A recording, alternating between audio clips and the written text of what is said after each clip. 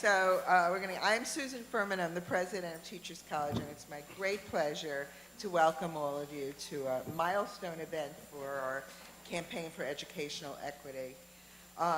Is Councilman Jackson here? He's supposed to be here, and I wanted to make sure to welcome him. I see one of our trustees, Martha Lipp. Welcome. And many other friends of the college. It's terrific to see you here. There are a number of foundations and individuals who have provided the campaign with very generous support. The Smart Family Foundation, the Robert Sterling Clark Foundation, the Ford Foundation, the James and Judith Diamond Foundation, the Booth Ferris Foundation, and Fiona Hollins and Ethan Berman. So thank you all for your support to the campaign.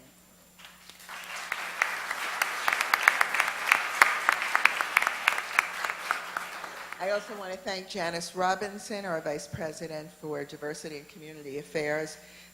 Today's event doubles as our Constitution Day event, so we are having an important debate about constitutional rights, or at least rights that Michael asserts are constitutional, and therefore it's very fitting. 6 years ago, TC launched the Campaign for Educational Equity with one express goal: to advance our core mission of promoting excellence and equity in education. We wanted nothing less than to develop a roadmap for closing the gap in educational achievement and attainment between America's well-off students and the country's least advantaged students. With critical support from the campaign, scholars across many disciplines have come together to produce and present evidence-based research that has deepened our knowledge about the relationship between poverty and success in school. And they've documented the economic and social costs of persistent inequality. Combining rigorous analysis and a precision of focus, the research papers under discussion this evening represent the campaign's most ambitious effort yet to demonstrate that equity in education is both affordable and achievable. So it'll be a great pleasure and honor to moderate that discussion. But first, I'm so pleased and honored to introduce the gentleman who's most directly responsible for moving this campaign forward. When Michael Rebell was named to head our campaign for educational equity, the TC community knew it was getting a great legal scholar and one of the nation's foremost education litigators. In baseball, if you're looking for the most reliable closer who will record the hardest 3 outs in a game in the 9th inning, you call on Mariano Rivera. But in the education field, if you're looking for the one litigator to lead a class action suit on behalf of underfunded school districts and students with special needs, you go to Michael Rebell. Over the past several years, we've learned the secret to Michael's success in the courts, his remarkable tenacity. I can testify to that personally. In the pursuit of education justice for all, Michael Rebell does not know the meaning of the word quit. He's brought that same tenacity and dedication to the leadership of the Campaign for Educational Equity, and we're all better for it. So, ladies and gentlemen, the happy warrior of educational equity, Michael Rebell.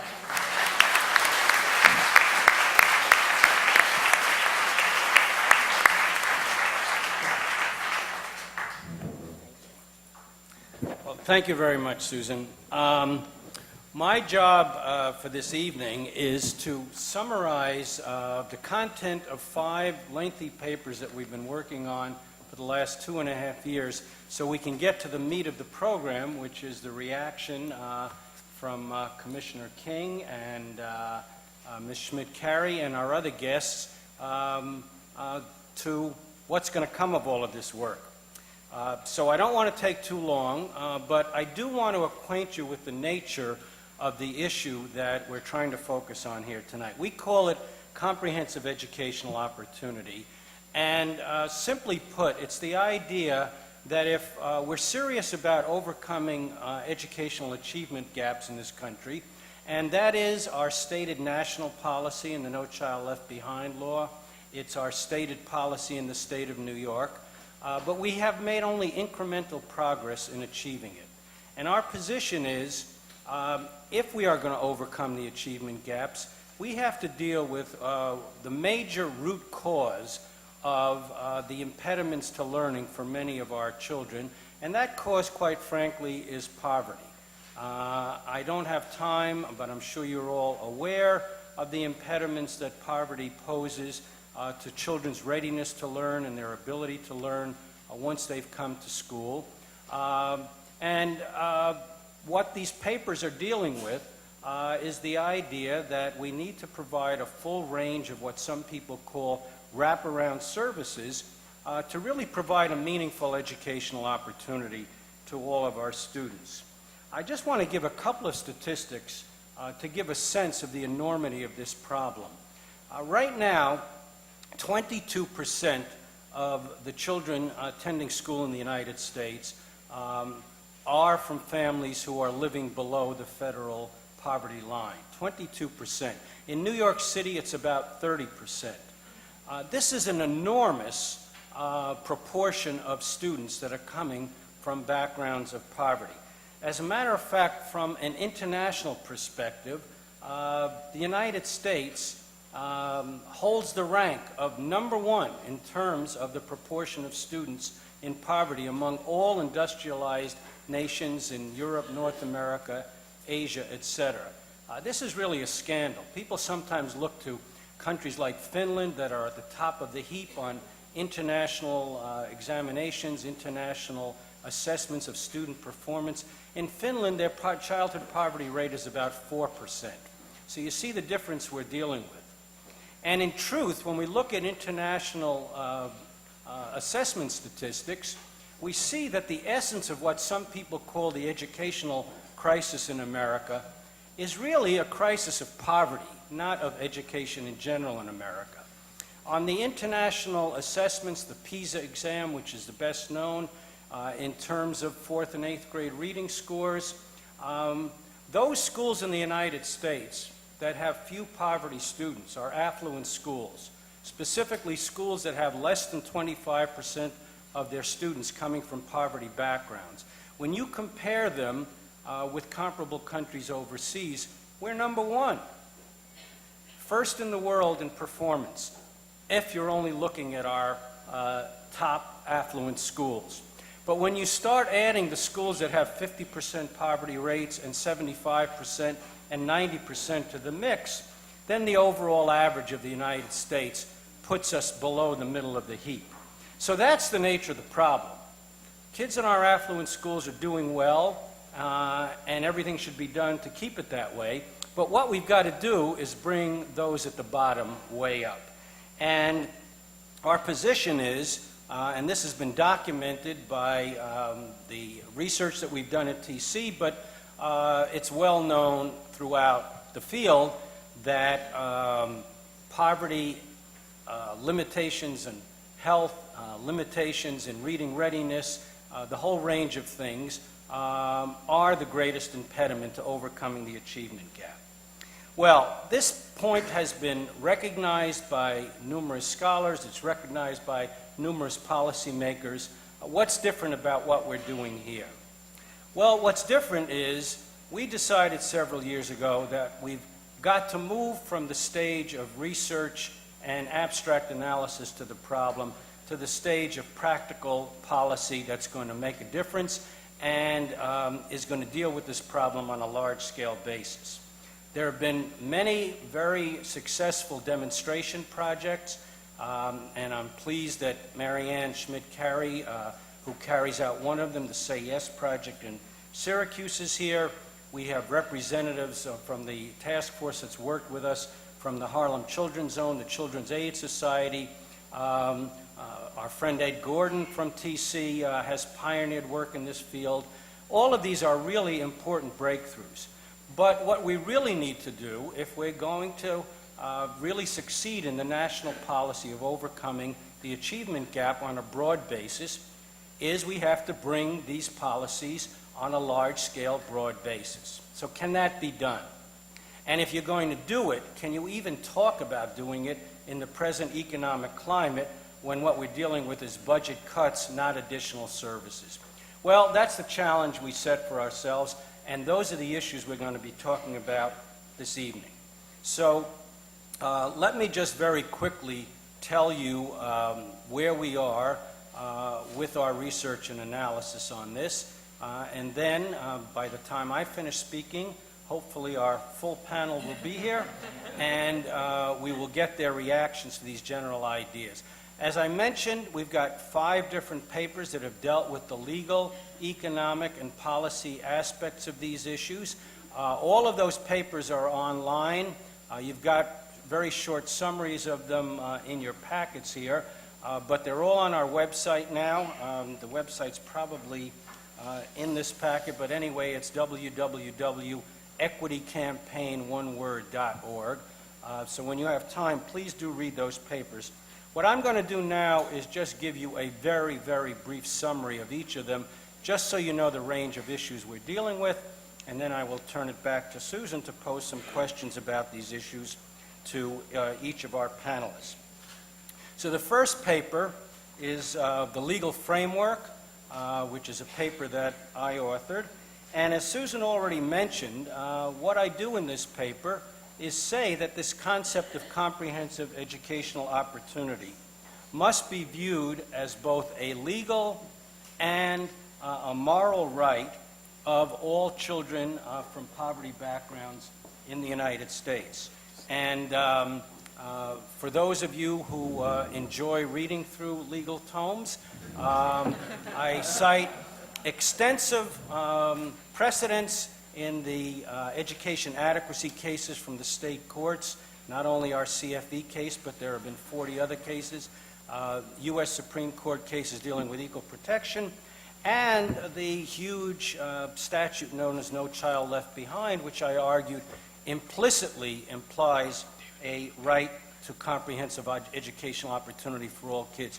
Reason it's important to begin having people see comprehensive educational opportunity as a right and not just as a privilege that the government can dispense to some people when the budget fits and all, is that to make the kind of difference we're talking about, it has to be a uniform policy, it has to be a right of all kids all the time. That's how you get stable programming, that's how you get cost efficiencies, that's why seeing it as a legal right is really important. Our second paper deals with the bottom line. They used to say $64 question, $64 billion question. How much is it really going to cost? Can you really do this? Well, we had Richard Rothstein and Tamara Wild and their colleagues take over 2 years to seriously look at the range of services that children need to have this comprehensive opportunity. And we're talking about quality services with highly trained personnel to do it right. And then they calculated exactly how many dollars do you need to do this. Read that paper. It's fascinating. They cover 18 years of a child's developmental life, actually 18 and a half years because they start with prenatal care for the mother. They reach a conclusion that the annual cost for New York City would be $11,800 above what we're spending now. And for New York State, it would be $10,400. That's a lot of money. We were a little worried about that. So we commissioned a second paper, and that's the one done by Clive Belfield and Emma Garcia. And what they did, they didn't dispute what Rothstein, et cetera, came up with, but they said, let's consider how much we're spending right now. It's not that we don't have any preschool services, that we don't have any after-school services. We do. It's just that they're limited. Only some of the children get them some of the time, and there's a range of quality. But they did an exact calculation of how many dollars are we actually spending in New York City right now for all these services that Rothstein and his team had calculated the total cost for. And they came up with a figure of slightly over $6,000 is what we're now spending. So when you do all these calculations, it brings us down to an average cost of about $4,750 for New York State. It's a little higher for New York City. So that's the amount that we think we're talking about. Once you've got this whole thing up running over 18 years, take a while to implement it. Well, the next question we obviously have to ask is, if the city and state made this kind of investment, $4,700 per child, which comes to something over $7 billion a year once it's up and running, not tomorrow, what would be the social and economic returns of doing that? And we have a fourth paper that was done by Mr. Belfield and Hank Levin and Fiona Hollins, which focused on that question. They determined in terms of return on investment, when you look at social investment as well as social returns as well as economic. So in other words, we're looking at increased income, increased tax revenue to the government. We're looking at improvements in health, reductions in crime. It's about a 2-to-1 ratio. For every dollar of that $47.50 you invest, over time you will get double back. And they actually did a very interesting thing that I don't think any other economists have done. They put it in very practical terms that will allow us to pose questions to some of the public policy makers present and some who are not present. What they said is, given current interest rates, if New York City or New York State were to sell bonds to raise this money, they'd have to pay 3% interest on the bonds. The return they would get over time would be 9%. So it's a very good investment, and we'll talk about that later, whether the city or the state is willing to make that investment. Finally, since we believe this is a legal right, since we believe it's economically feasible, our last paper, which is really the report of a task force of wonderful people that we pulled together from a whole range of expertise, advocacy groups, specialists in the different fields, and practitioners, we looked at how we would go about implementing this. And the fifth report comes up with a range of policy recommendations and what we call the infrastructure for making this done. And that infrastructure consists of standards. We have standards now for K-12 education, the Regents standards that Commissioner King oversees. Well, we're saying we need standards for each of the main areas of comprehensive education. That's early childhood, health, extended out of school time, and family support. We need programmatic standards in those areas, program quality and performance standards, and essential resource and services standards. So that's the essence of the 5 papers. The last thing I want to quickly deal with is this question of why are you talking about it now in the middle of a recession? Are they going to come up with $4,700 even if it's a good long-term investment? I have 3 quick answers to that. First of all, this is where we are when we finish the papers, so we're going to release them. But that's not a very good, that's not the best answer. The second answer is, you know, because there's this great recession, that childhood poverty rate I mentioned is going up. It's not going down. So from the point of view of each of these children that's affected by it, dealing with these issues is more important now, not less important.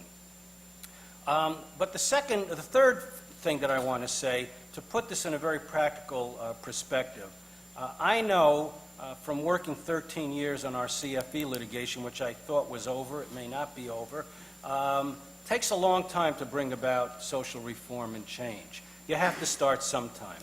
If we start now, what we're going to be talking about is starting a dialogue with our public officials and public policy makers, and I'm really pleased that the Commissioner and the Deputy Secretary have agreed to come and start that dialogue with us. If we can get a dialogue going, it's going to take time. If money's going to be invested in these things, it's going to take time. So I don't think the large investments we think are needed are going to have to be made in the next couple of years. But we want to plant the seeds so that when that recession is over, the policy analysis has begun, the discussions have taken place, and we're ready to go and really do the right thing for America's school children. Thank you.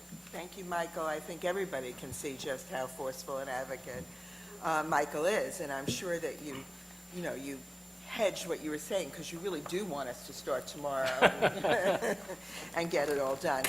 Councilman Jackson, I saw you coming in. Welcome. We're delighted to have you, and we're delighted that our entire panel is here. And you have their bios in your little book. Mary Ann Schmidt-Carey from Say Yes in Syracuse, our commissioner in New York, John King. Randy Weingarten, who needs no introduction, president of the American Federation of Teachers, and David Wakeland, my old graduate student, who is now works with Governor Cuomo, but I ran a multi-university center, and David was one of our graduate students in our Wisconsin branch. I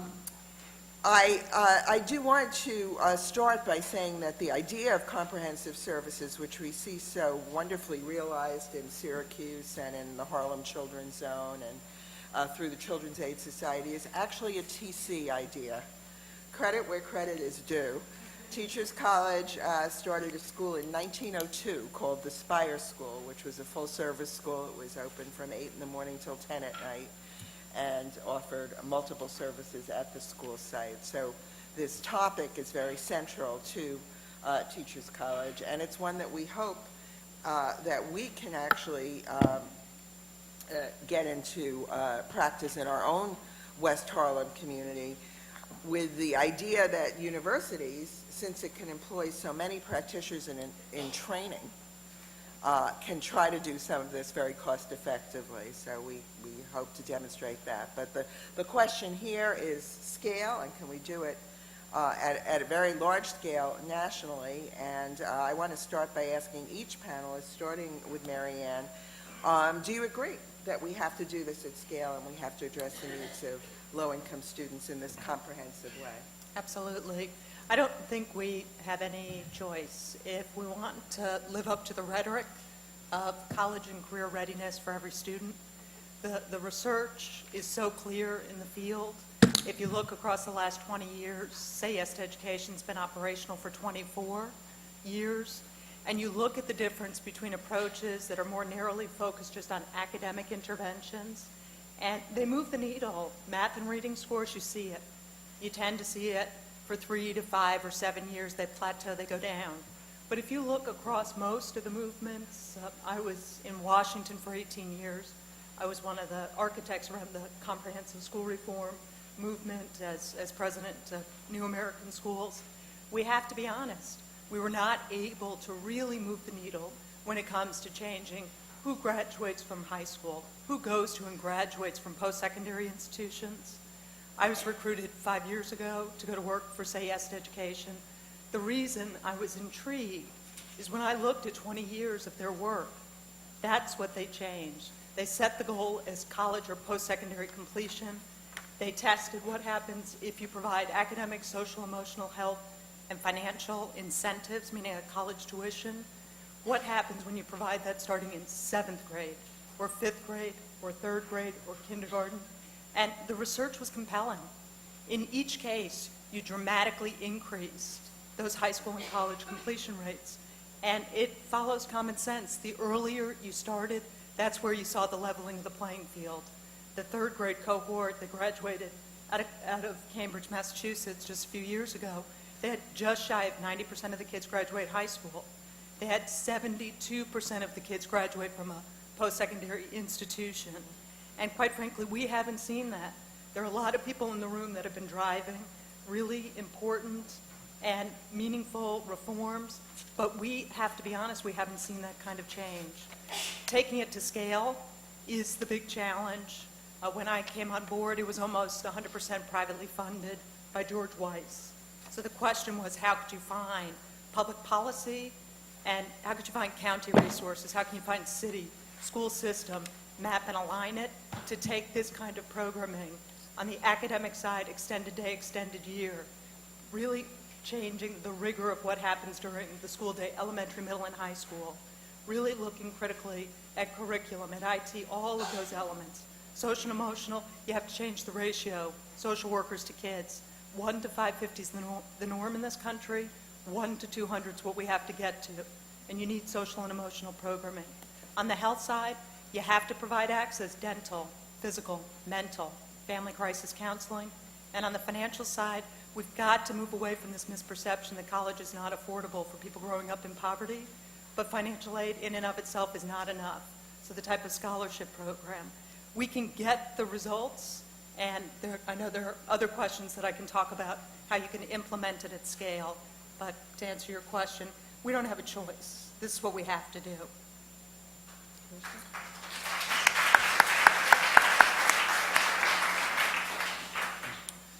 So I think there's little question that if children had better access to good prenatal care, if we had better access to early learning opportunities for kids, if we had more after-school programs that were high quality and summer programs that were high quality, students would do better. So I just think there's no question about that.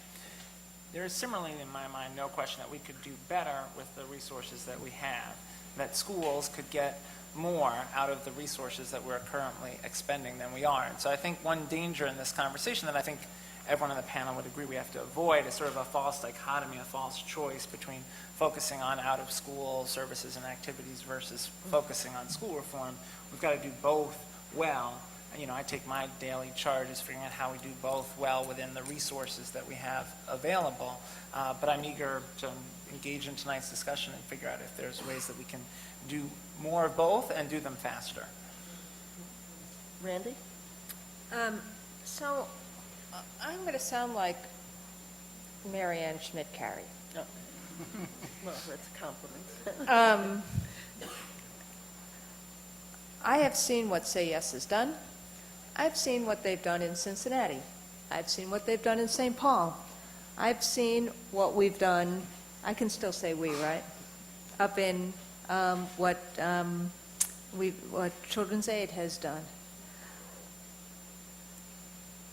It is shocking to me, just shocking, that we have not done more around the country of what Michael is proposing. The rhetoric about how children are important is not matched by the reality of what we need to help children prepare for school and then to be college ready. And we can have a debate about whether we can afford it. That's an honest debate. But the debate about saying it's either or is false, facetious, and should stop right now. Because it's ridiculous when you know that every dollar that you spend in pre-K will not only help a child be prepared for elementary school, but in terms of rate of return on investment, will save $7 later on. And yet we don't even do that piece of it. When we know that kids, if they can't see the board because they've never had glasses, a whiteboard, a blackboard, a green board, whatever the boards are, how are we going to help? And what has always been my question in terms of New York City, for example, or even Washington, D.C., is that in a place where there is mayoral control and where one would think that the mayor has the control of all the other social service agencies, you probably can find a way to actually noodle down these numbers. And the reason I say that, as I put my glasses on, is because, and Michael and I have had this conversation, in Cincinnati, where every single one of the city's 52 public schools is a community learning center, 36 of the 52 have after-school programs, 12 happen to have school-based comprehensive health centers, all but 4 of the 52 have a mental health team. Every single one of them has after-school activities. And what is the actual cost to Cincinnati, separate and apart from the dollars that it takes from its Title I funds to do all of this? And by the way, after they did all of this, they became one of the few cities that actually made AYP. What is the cost to Cincinnati? 0. There are ways of doing these kind of things if there is the will to do it. The question on the table should be, what is the will? And the fact that Michael and his research team has actually started by coming up with a costing analysis, that was the last time I was at Teachers College talking about this. Nobody knew how much it costs.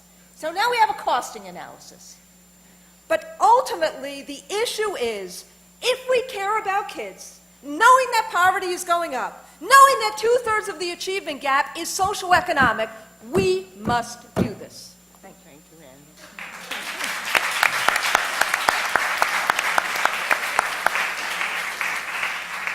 So I think Sorry.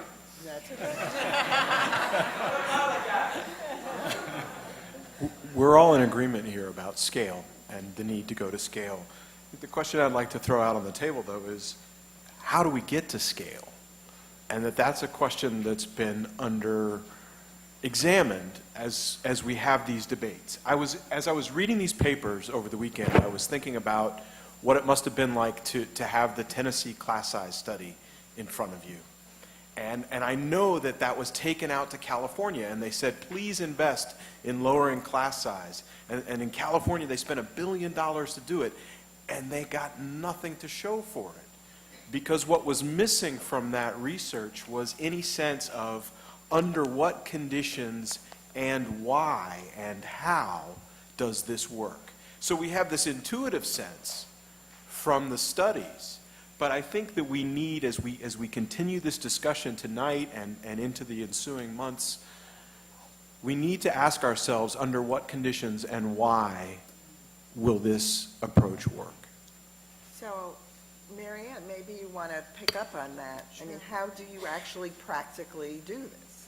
Well, I do think one of the things we need to realize is that the city, I think, becomes the key unit of change, because sometimes, and even Michael, in our discussions, we talk about state-level policy. That's not really where we're going to get this done. That's why, say yes, we're a national foundation, but we really focused on taking a model that was developed over 2 decades, working directly with students with private dollars, and said, let's take a city.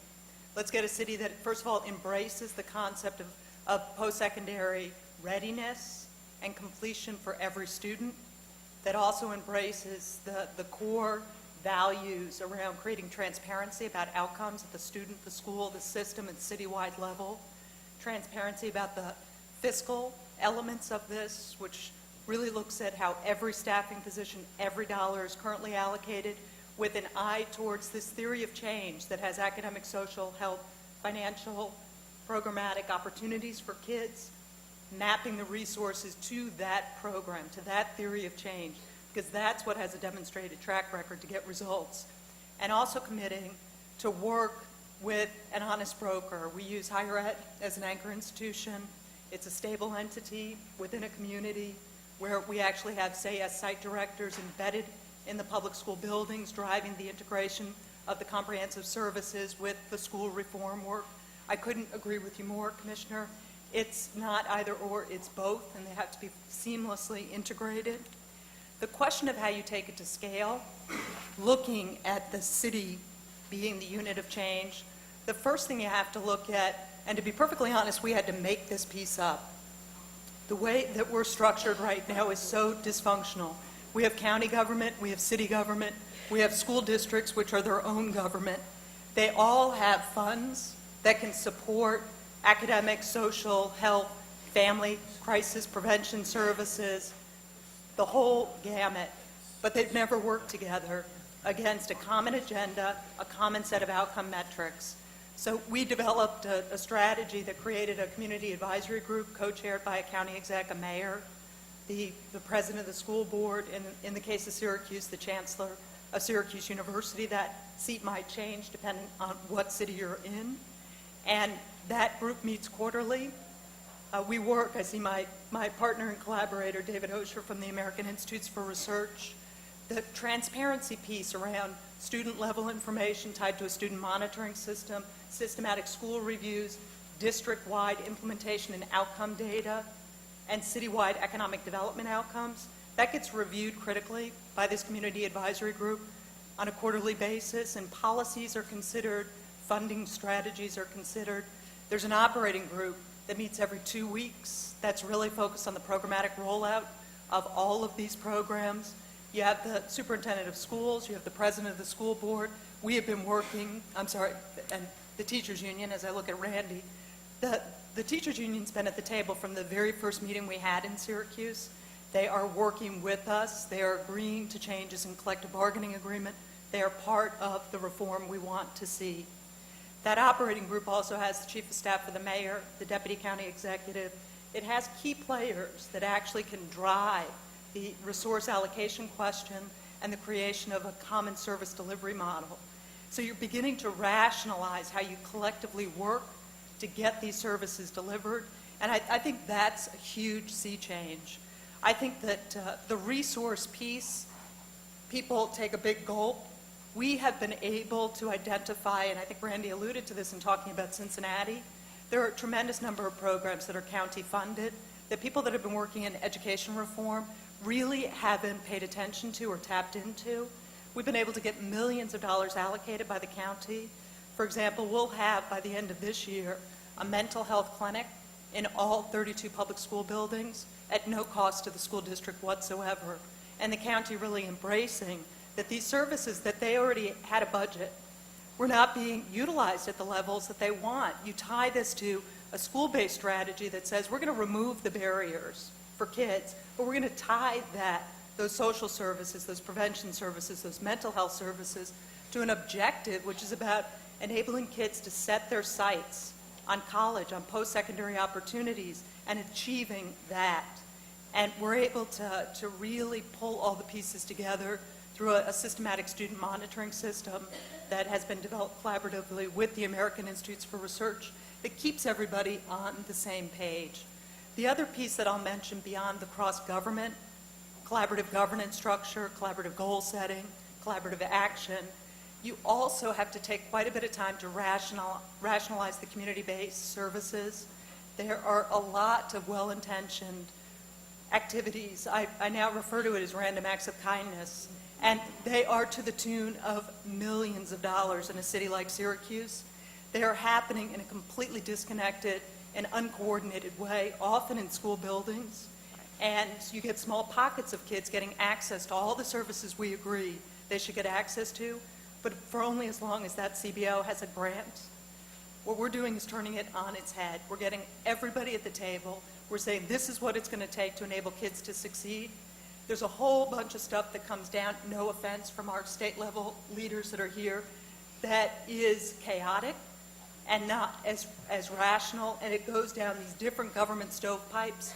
And we have a team that works in the middle to rationalize those funding streams and to get people really to work together. So at the beginning, middle, and end of the day, kids it's a work in progress, but every child will get access to those comprehensive services and will be in elementary, middle, and high schools that have high expectations for them, accountability, rigorous curriculum, and bring it all together. So the answer is, it's a whole bunch of detail, and it's a totally different culture and mindset, and it needs to be facilitated. And folks out in Stanford are referring to this now as collective action.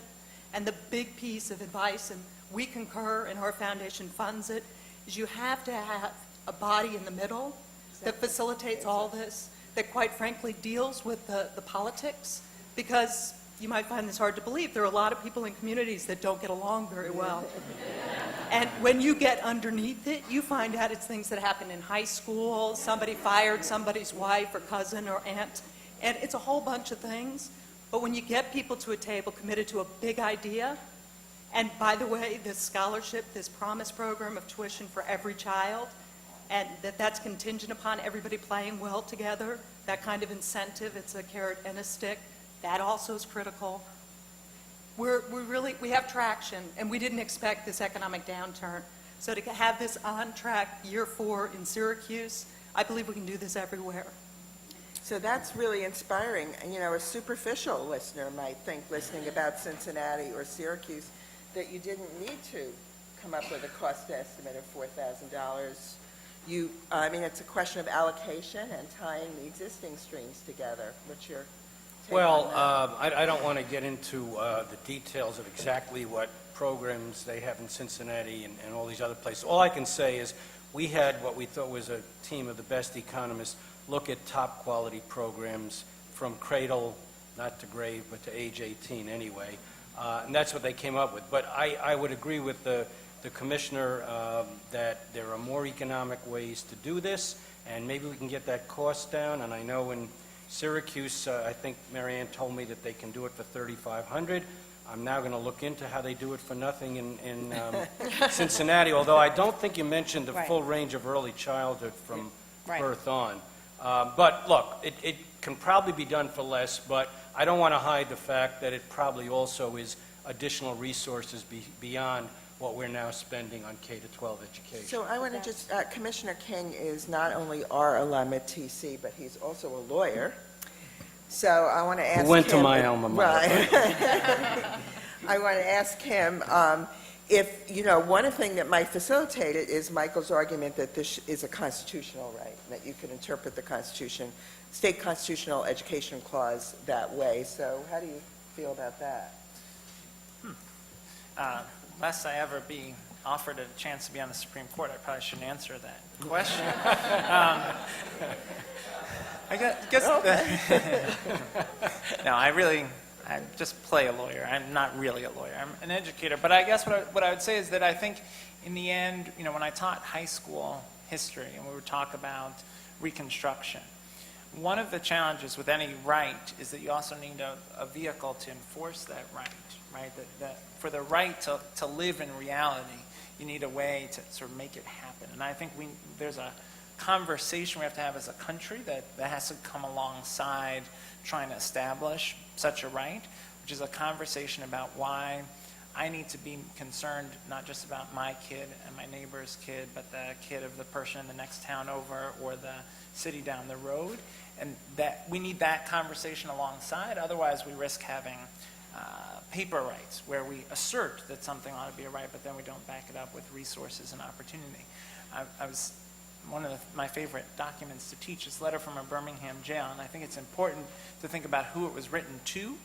Right? A letter from a Birmingham jail was written to white moderate ministers because Dr. King understood that a social movement depends on building people's buy-in to a vision of what rights ought to look like. And I think we have not done a good enough job in our country of building a sense of buy-in across all communities, whatever their wealth, into what's in the best interest of kids. So I think we have work to do to create a culture around a right, to support some of the research that's here.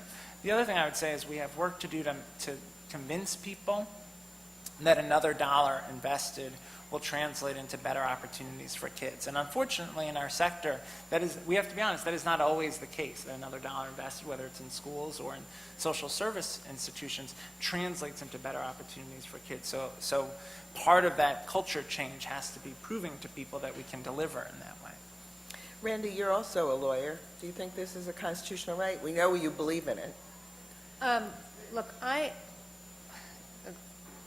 Susan, you asked me that question as all around the country, people are actually taking people's rights away.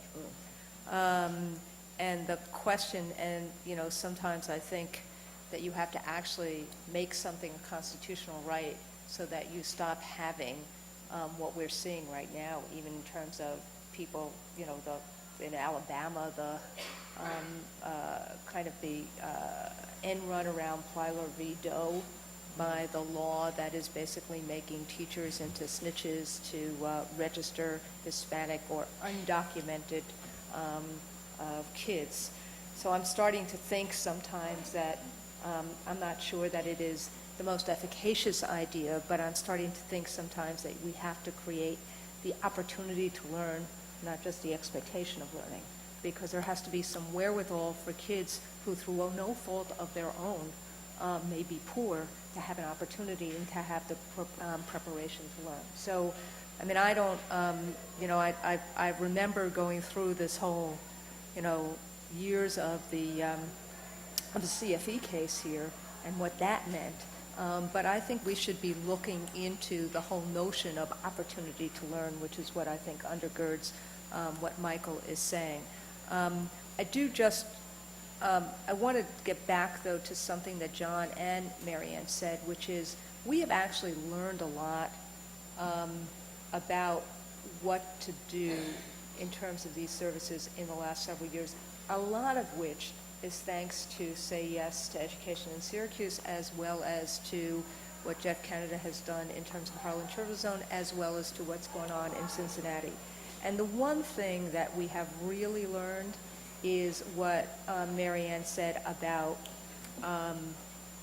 having that coordinator person, having that resource person as the spoke in the middle of a school. And the other piece I would say is that the issue, what I think Michael did here in terms of costing it out, was a very important service, because people constantly think it's going to be, gazillions of dollars, because when you do a promised neighborhood model, it is more costly than the model, any of the models that we're talking about here. And so it's important that there is a cost associated here. However, what we've also seen is that you can actually segment this out. One of the things you cannot segment is the issue of having a coordinator in schools, and also who that first group of partners are, including a university partner, including a school system. It could be a city, or it could actually be a county. Rockland County actually has a very interesting model here, too. So the point I'm trying to make is, I think that Michael's right, that there has to be some lever to get there, because in the absence of that lever, we haven't gotten there.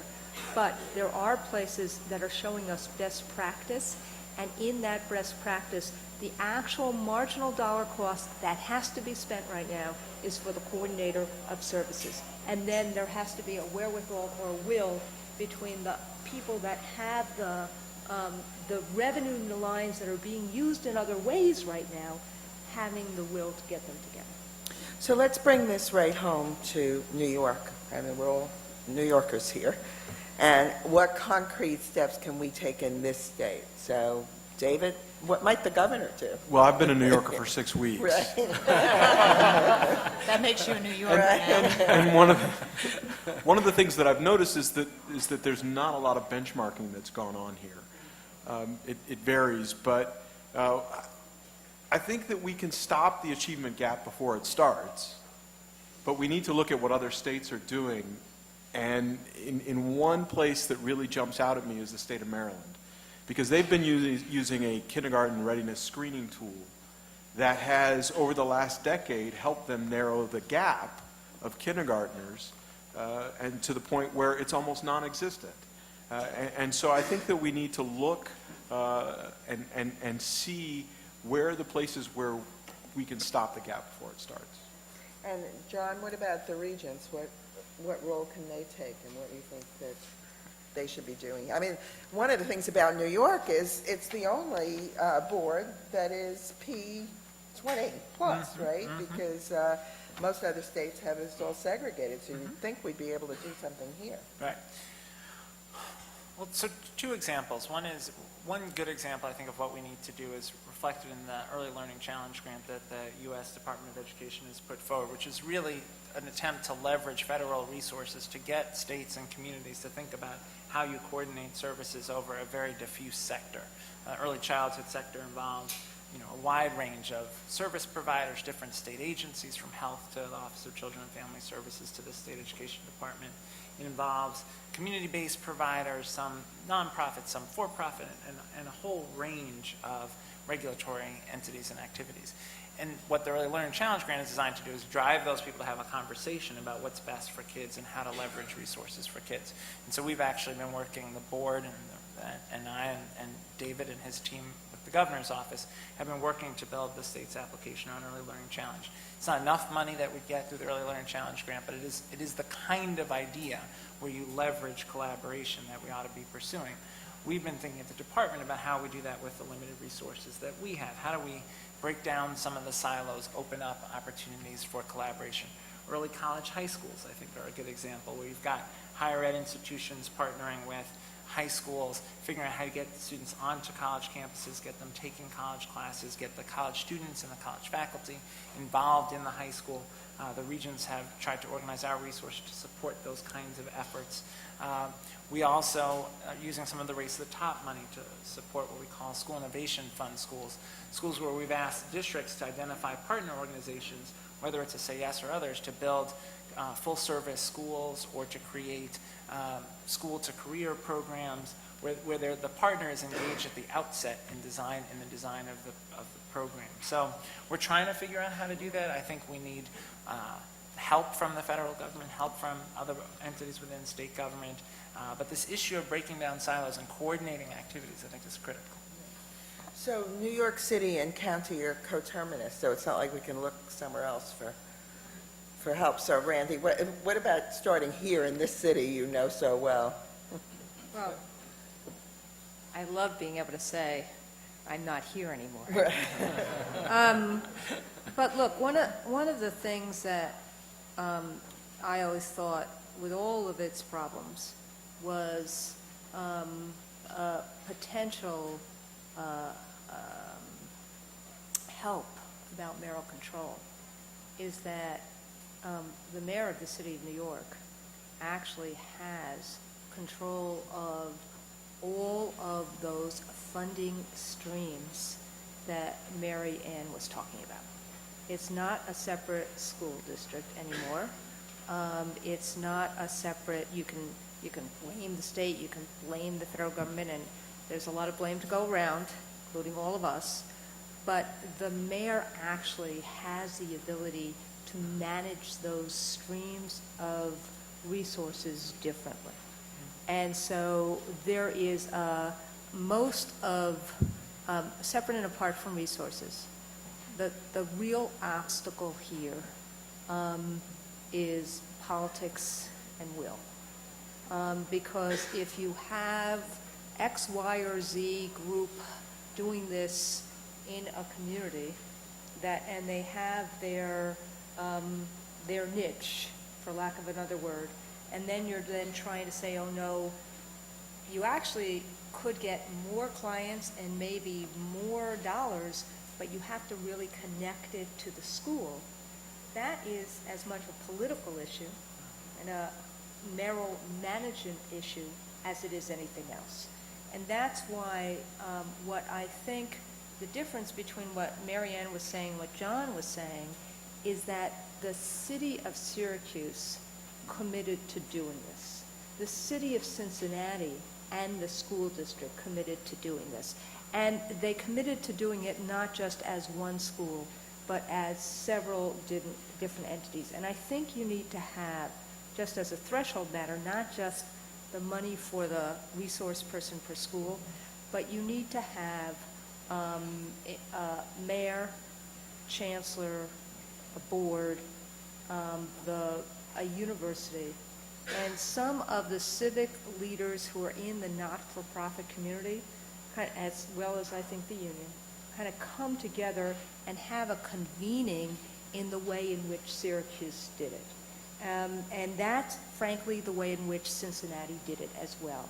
So there's nowhere to hide. And frankly, in watching Cincinnati and in being in some of the Syracuse schools as well, there's a lot of work for a lot of people, but people have to take a gulp because it is rationalizing the work as opposed to random acts of kindness.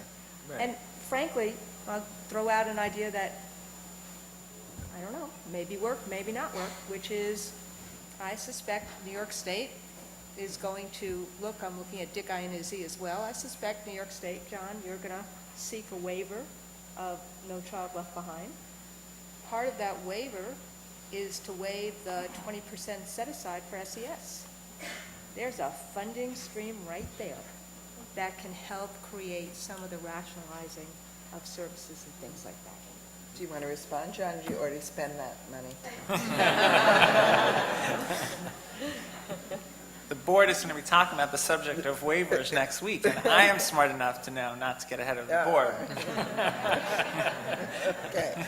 Mary Ann, where did the political will come from in Syracuse? I've known George Weiss I used to be the George Weiss professor many years ago, and he's enormously powerful and persuasive. But was it George who brought this idea to Syracuse? How did it get started there? The process, the first year I was on board, we brought the American Institutes for Research and a group called Schoolhouse Partners together with us, really to say we need to codify this approach. There was a lot of evidence that it really dramatically made a difference for kids, but it hadn't been put together in a way that you could share it with a city or a school, and they could actually know what to do.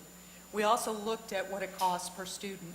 And I have to say, that was the big piece. Even when I took the job, I said the answer might be that it's just too expensive and you can't implement it through public policy at scale. And we'll know that in the first 2 years, and I promise you I'll be honest about that. But when we came down on the number that Michael mentioned, $3,500 per student, and it was literally the same week or month that the CFE case was being resolved, the governor's office and the legislature was declaring that a shared commitment to increase the per pupil allocation to the major cities by $3,500 per student. It was a perfect fit. So starting with that as a strategy, we actually went to the governor's office. We're on our third governor, and that's been an interesting part of our tale of woe, but we've managed to work our way through it. But we said, please look south at New Jersey. They've just finished 10 years of an Abbott decision, a Supreme Court decision. They increased the per pupil. They implemented it without really focusing on, do people know what to do with more money? Are they going to do something differently? And do they have the capacity? And our big plea to the governor's office was, look, this has been declared, the money's going to start to roll out. The probability of a lot of places not using the money well is high.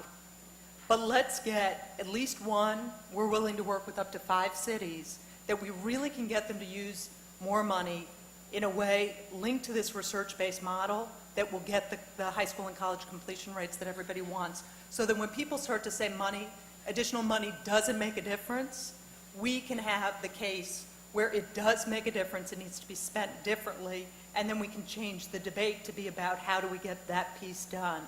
So when we started the conversation, we had 5 non-negotiables. We made it a competition. We said we were going to come to the city. We were going to organize so that we could deliver full tuition scholarships community-wide. And we said we'd bring grants to start this up. The city had to commit to a 5-year fiscal pro forma that would show how they would, through the core operating budget of the school district, the city, and the county, fully fund all of the additional programs to the cost of $3,500 per student. We're actually doing it for $3,200 per student, some economy of scale, by the beginning of year 6. So they came together around that. Nancy Cantor was a power.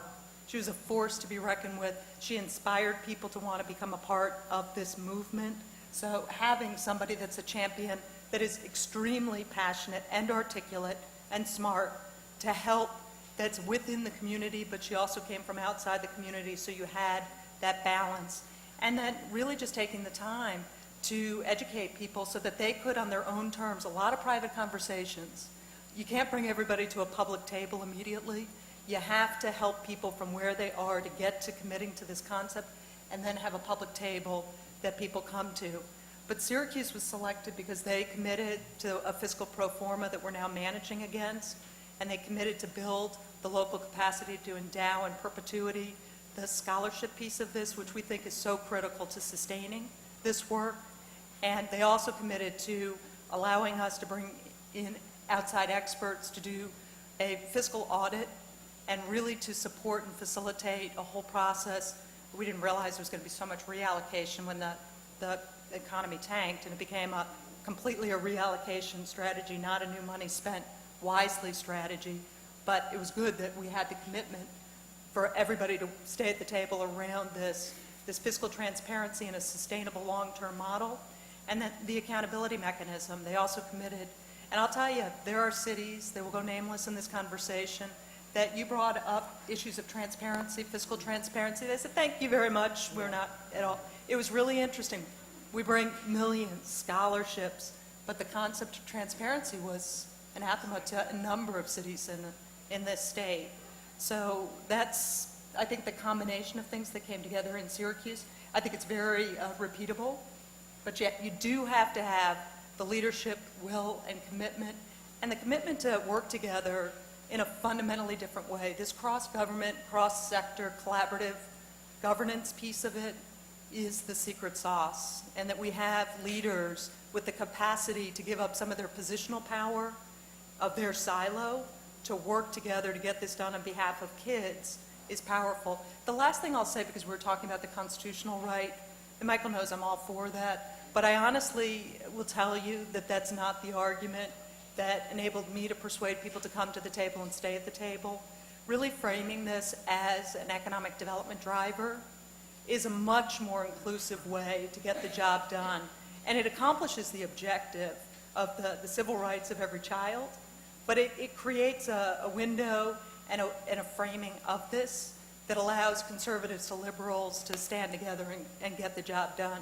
So I would be really careful about how we proceed, and I think these economic times are much more conducive to an economic development argument, and we have the evidence that's building around a number of indicators going down that cost a lot of money, like crime in the city of Syracuse. Enrollment is up, which equals $4 million in additional allocations to the city. We are seeing the kind of movement in home values, 3.5% increase in this. Times Rochester was flat, Buffalo was going down, and the kinds of leading indicators in terms of outcomes for kids that bode well for higher high school graduation, college matriculation, college completion, and we have the evidence, the talent dividend, that really points to that having a direct impact on tax receipts, and this actually enabling cities that are in a death spiral to turn themselves around. So that's the direction I would suggest that we go. And different pieces here, and I think the Say Yes model is the best model, but Cincinnati is a really conservative city, and someone who knows Cincinnati just laughed. I probably understated it. And what Cincinnati also saw is they used economic development argument and a return on investment argument. And what you're seeing in Cincinnati is, since this started, you are seeing, crime go down. You're seeing kids off the street and engaged in, activities. You're seeing increase in achievement. And you're seeing actually, and this is not intended in any political way, you're actually seeing lots of people come back to the public schools from charter schools because of the activities that are around the school, and that the school becomes really the center of a community. So it also is solidifying communities, and I think that and what you're seeing in Cincinnati, I don't know if they've done the kind of home value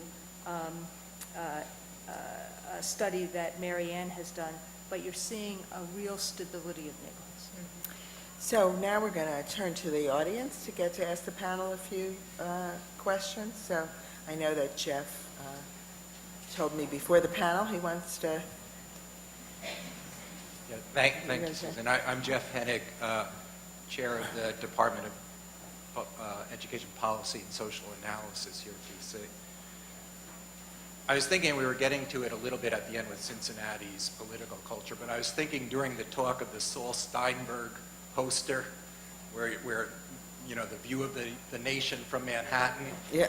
and New York, everything looms large, and once you get across the river, it all recedes until the beaches out in California, and it struck me that there's one kind of political obstacle in New York, which is the obstacle between the folks who believe in government working with private sector and believe the right way to leverage that is through the schools primarily, and are concerned, John's early point about the argument that these other issues will diffuse attention or provide an excuse, versus the other folks who also believe that government with capable people can get things done, but are arguing for approaching it through focusing on some of these non-school factors.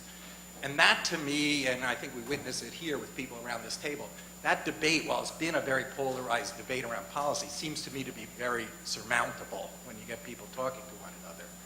But when you go across the river, at least it seems to me, and my data source here is watching Republican debates and the dialogue there's a very different political obstacle, and that's the obstacle of people who have a fundamental lack of trust in the notion of government and collective efforts to address social problems. And just, in which case, if that fundamental trust is missing, the argument, oh, here's what the data shows, or here's what the return will be, just doesn't click. And I just wonder whether, and I'll pose it initially to Michael, but, thinking about either the legal framing or the economic development framing, do those things address this part of the political problem, or does there have to be a different strategy to sort of leverage up people's sense that government can really get anything done? Well, some people, when I first discussed this idea, said, you want to provide all these broad services. This is reviving Lyndon Johnson's War on Poverty from the 1970s. And certainly, if we were trying to do that in this environment, from day one, it would be attacked as socialist and everything else. But that's why we're talking about schools, because I think schools are something of an exception to the normal reaction you get across the river, across the country in conservative circles, that we don't want government doing anything. The one area most people agree in America that we want government to do something is in the schools. And we've got the American dream ideology that everyone across this country believes in, that idea that if you work hard, if you commit yourself, you can get ahead, you can do anything in this country. But we do have a fundamental premise to the American dream, and that is that every kid has to get an education so that there's an equal starting point. And then we're not socialists, we're capitalists, so if you get this good education as a starting point, then let the competition run, and those who take off, who work hard, who have talent, they're going to get rich, and the others will fall by the wayside. So we tend to accept that as fair. But the fundamental is equal education for everybody. That's why America had the first broad-based public school system in this country. So quite frankly, by talking about this in terms of a right, the moral right that I hinge this on before I get into all the legal cases is the American dream. Okay, let's all accept it. We're not socialists, we're capitalists, but we give everybody this fundamental starting point in the race for life. But then you look at our school system and you say, well, are we doing that? So many of these kids are not getting a real meaningful educational opportunity in schools. So that's why I think grounding it in the schools makes a difference politically. And yes, we're going to reach out to all these other agencies and all, but it's the reason to start in the school and to talk in Randy's practical terms. If we're going to get a coordinator or whatever, plant that person in the school, say this is part of public education, this is part of the American dream ideology, but we have to bring a lot more into it. And I guess I would just jump in on that. I think the trust issue is huge, and it is, quite frankly, why we broaden this to include many more of the players that actually have funding streams and service capacity that's been largely untapped in the public schools. On the trust piece, in private conversations, we were pretty honest and said, pretty much, the county, the city, the school system, the teachers union, everybody was suspect. We spent the time, we talked to a lot of people, the level of distrust about the numbers in particular, everybody thought everybody was fudging the numbers, financial and outcomes. And that was at the core of this. Right. And we said everybody has to acknowledge that you're not going to build trust just by asking people to trust you. You're going to have to commit to be part of a very transparent system with third-party external, with high credentials like the American Institutes for Research coming in, aggregating, analyzing, presenting the data, having fiscal experts that are respected by all do the same on the funding side. And I don't think we would be making progress in the absence of people acknowledging the lack of trust and committing to a different kind of system that allows you to build trust. The one other thing I want to say about the school system versus the county piece of this, just Syracuse, it's very instructive. The school budget is about $330 million annually. The county budget is $1 billion. 80%, $800 million is targeted to the same kids and families as the public school system, Syracuse City School District, and it's because we haven't educated the kids. So you're seeing generational poverty at a cost of more than 2x in crime, incarceration, social services, a set of health issues that could have been prevented if they had been diagnosed and treated. And we have to start to look at that and leverage the investment so that we can flip that, so that we're really doing the early interventions that ultimately will greatly reduce the cost of social health, mental health, community services that are about dealing with what we didn't get done the first time. So we have a gentleman, we have the mic right there, so I think the gentleman was there first, and come, could you tell us who you are, too? My name is Rick Fuad. I'm an attorney in New York. I'm also a kind of a child welfare advocate. I have to confess that I wasn't able to read everybody's papers because I only found out about this yesterday in the New York Times. But I signed up immediately because the themes resonated with me, and what I was able to read was fantastic. And I think the comments were terrific, and I think that there's something here that is system changing. I would remind everybody that this issue of attacking education at the level of poverty has long roots. You don't need to be reminded of that, but it's worth pointing out 100 years ago, the poor had their children placed in orphanages, and we had other cockamamie ideas for resolving the problems of poor parents, like the orphan trains. And in 1909, the White House Conference on Dependent Children struck upon the radical idea that it was not only more cost-effective to help out single mothers than place them in orphanages, but it was also much cheaper. So I would remind you of that. I would also say that we talked about Cincinnati, and that's bellwether, because you cannot find a place that is more indicative of a conservative area, and yet you have people that are joined together behind what they see as something that works. And what is the real problem? Part of the problem is the sale of snake oil and people who come up with magic bullet solutions. And everyone wants to, oh, this is the answer, charter schools or longer school days, and it doesn't work with just one thing. So I would say one thing and then leave you with just a question or a comment/question. Like the effort to allow poor single mothers to keep their children at home, the idea here is that the arc of history does bend towards progress, but it takes alliances, it takes educating people, it takes a kind of White House Conference on Dependent Children. You have a kind of campaign working against you. They have a fantastic movie that everybody is watching and waiting for Superman, and people think, oh, it demonizes a particular segment of the educational milieu without really recognizing that we're trying to impose upon the teachers of public schools the responsibility for solving problems that are poverty. So my question/comment is, what do we do to take and tap into the Cincinnatis everywhere and the so-called progressives everywhere and make this a mass movement?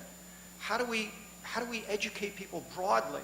How do we bring people into the conversation and reach across the aisles and make this something that's sustainable? Because it's absolutely categorical. To me, it was common sense. And when I started seeing these papers, I was like, this is fantastic. This is the data that supports what common sense should be telling us. So thank you all. This is wonderful, and good luck to you. Okay, does anybody want to say anything? I'm going to say that the people who are up there are the only ones who are going to get questions now because we're really running out of time, but anybody wants to respond? I'm sorry. I actually will throw another piece out there, which could be very, very effective, even in terms of New York or nationally right now, which is there are 3 million jobs right now that do not have people occupying them because of a skills mismatch. And I suspect, given the tremendous tremendous network of amazing graduate and college institutions in New York State, if one could actually then knit together using this kind of school-based community learning center concept, you could also engage business, needs assessment, maybe schools, community colleges, and also bring that together with this as well. And that would then become an immediate revenue-raising process within communities and job creation process within communities. And so I suspect that there's a bunch of different funding streams where you think about, which is what Michael's done here, and what you see that Marianne has done in Say Yes to Children. The school is the center, or a bunch of schools are the center of community where you can then stream out and spider out a bunch of services.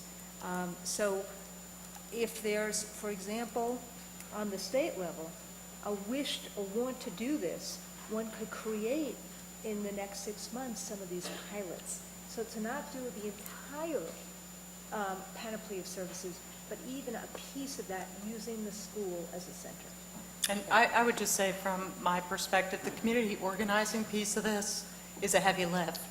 And I think in New York State, getting from 1 city to 2 to 4 cities with aligned state policies and rationalized funding streams around those, that creates the ability to really have a movement across the state. In Ohio, you can go from Cincinnati to Dayton, although it's a ghost town. I was just out there, frightening what happens to our cities when we don't have a vision of the future. But it opened my eyes. But I think that it's not going to be universal application of a policy statewide. It really has to be one city, one region, and organizing it, the leadership, the assets, the program, the service delivery model. We have a lot of issues around capacity. I mean, I will say when I was head of New American Schools, I went back and also got an MBA because so much of this is in the implementation. We've identified what works. We never figure out how to implement it at scale, make it sustainable with rational fiscal models for the long haul. And we need to bring that skill set together with the experts around educational, health, social program delivery. And we can do this. And that's an area where the state can help to bring that kind of unique expertise to how you roll this out. But I would not try to do it statewide. I would try to get from 1 to multiple cities and really bring all of the agencies together at the state level to look at how you rationalize the mental health services, the funding streams, the physical health, the social, et cetera, the youth development. And I think we could do that, and I think that then leads to a movement. So I'm hoping that the rest of you have unique questions because we're really out of time. And short, please. Thank you. Okay, I'll talk very fast then. Speaking of rights, I have an organization I formed called the Right to Read Project. And I go to a lot of different forums. About 18 months ago, Arnie Duncan was here talking about community schools, and I thought it was just around the corner that we would see funding for that. So it's extremely strange to me it hasn't shown up in an RTT grant, for instance. In going to all these forums, I end up connecting a lot of dots. And just as you were sitting here, Mr. Wakeland said, first Mr. King said we could probably use a lot of the money we're already spending. You mentioned Maryland. I happen to be in communication with someone in Maryland who's been working on literacy there. That 5-year-old screen, if we just did it here, would change so much in this whole state, but certainly in this city, because 4 out of 10 children have trouble learning to read. And if it's not addressed early, it's not as if they can't learn to read later, but it's treated as if they can't learn to read later. So they just fall through the cracks, they drop out, they get pushed out, etc. So my question would be to Ms. Schmidt-Carey and to Randy Weingarten. In Cincinnati and Syracuse, are there particular programs that are being used, that are in place now, specifically for literacy? I don't mean after-school tutoring, SES tutoring. I mean, say, for dyslexics who are 20% of the population. Neural circuitry is different from everybody else's. Are there programs in place that are working? Thank you. So it's a big question, and I'm not the chief academic officer for Say Yes to Education, so I don't want to purport to be a literacy expert. We do have many on our team, and I'm looking at some of our advisors that are experts sitting in this room. What we are doing, which I think is so critical, is supporting systematic curricular audits to really look at doing school-by-school comprehensive reviews of every program that's currently being implemented, how it maps to the needs of that student population within that building, and facilitating a process that then leads to a school improvement plan with rationalized programs, with resources connected to train the teachers and the programs that the school has elected to actually implement, and really focusing on those practical elements. But the focus very much, the city of Syracuse is looking at their 0 to 5 strategy. That system, or lack thereof, is even more difficult to organize because you don't have a school system or school-based structures. So you don't have something to hang it on, and we're trying to create infrastructure for that. But early diagnosis and the idea of the student monitoring process that we take back to children as early as age 3, and systematically tracking their academic, their social, and their health progress, early diagnosis, interventions, or opportunities to accelerate learning for kids that present with those strengths. So I think that that's probably the most important thing to contribute to the conversation tonight, is how we do that systematically. And in short, the answer is yes and no. But what I was privy, just like when I was in Syracuse, I was privy to some of the meetings that people had in schools about kids. And basically what happens is that people within these school communities actually really get to know their kids. So the early screen that David was talking about in Maryland is a good idea if there are resources that follow it, as opposed to it being a sorting or a screening idea. So you have to make sure that there's, some resource following so that you can actually prepare kids. But what I saw in one of the meetings I was at the Ethel Taylor Learning Community in Cincinnati, was that people really ended up knowing kids and starting to help ensure that different kids got the services they needed. And I think that that's what Children's Aid does as well. Good idea. Michael had a great idea, which is typical of Michael. We're going to let you ask your question and ask the panelists to think about that question, and we'll have to hear them answer at a different time. So, Eric? Sure. Eric Nadelstern, professor of practice in educational leadership at Teachers College and former deputy chancellor of the New York City Public Schools. A quarter of a century ago, Fred Newman suggested the needs of urban adolescents are such that you need an organization with an institution and an outlet in every community to begin to address those. And as Newman observed, they sure as hell isn't going to be the post office. So it's got to be the schools, and it doesn't take a remarkable leap of judgment to understand that if schools are going to be kept open beyond 3 o'clock dismissal, if we're going to attend to social and health and family needs as well as academic needs, it's going to cost more money. Where I'm having a problem envisioning this is by Michael's numbers, we're about 80% of the way toward what in New York City would be about a $29,000 a student a year expenditure. And when I see city government intervene with those funds, it doesn't solve the problems that we're attempting to address. It often exacerbates them by disproportionately funding schools and services in middle-class neighborhoods more richly than in the poorest neighborhoods with the kids who need them the most. So there's no reason to expect that unless there's some change in the way we organize and deliver city government, that additional resources are going to be expended any more equitably.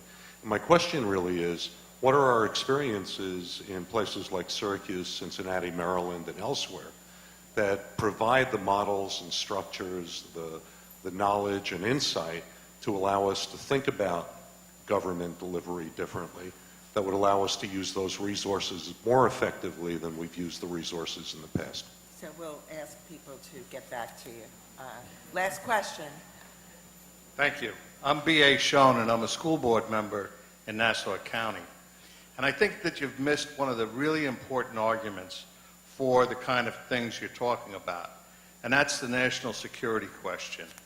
You know, reading the newspapers lately, I find out that the New Deal didn't do anything, and that Social Security is a Ponzi scheme.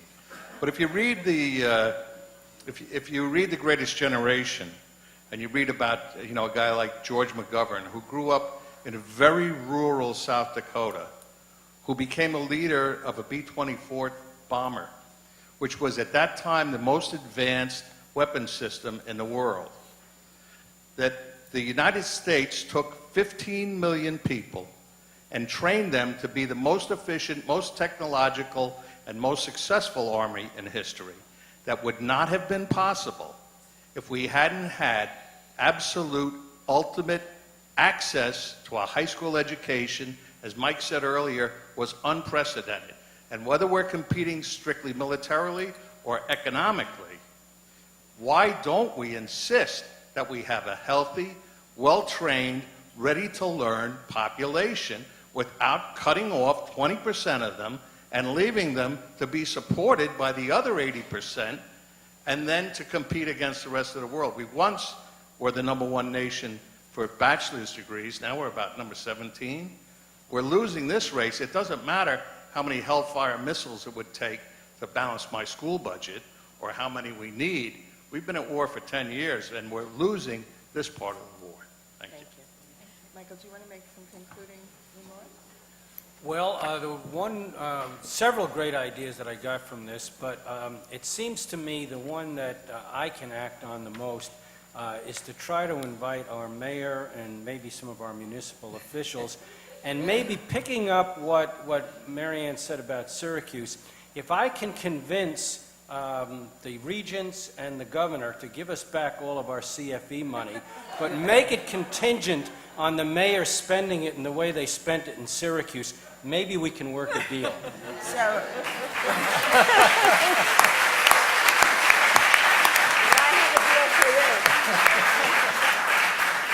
so thank you all, and stay tuned, because if Michael says it, he'll do it. Let's see.